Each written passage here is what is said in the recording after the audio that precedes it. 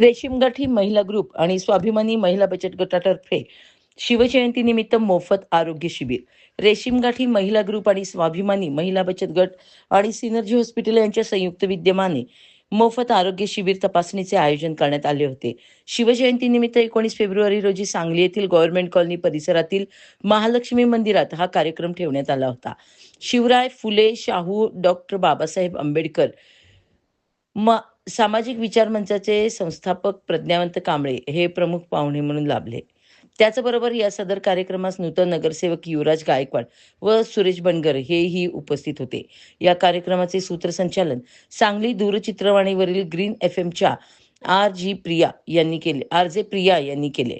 या शिबिरात सिनर्जी हॉस्पिटलच्या डॉक्टर ज्योती हेगडे व डॉक्टर सोपान सर यांचे सहकारी यांनी सकाळी 10 ते 5 या वेळेत नागरिकांच्या मोफत तपासण्या केल्या. या शिबिरात मोफत केस पेपर नोंदणी, एमडी डॉक्टरांचा मोफत सल्ला, हाडांचा विभाग, डोळ्यांचा विभाग, जनरल मेडिकल, उंची, वजन, रक्तदाब, बीएमआय तपासणी, मोफत रँडम ब्लड शुगर तपासणी, मोफत ईसीजी तपासणी यांचे आयोजन करण्यात आले होते. जवळपास 200 ते 250 लोकांनी या मोफत आरोग्य तपासणीमध्ये आपल्या तपासण्या करून घेतल्या.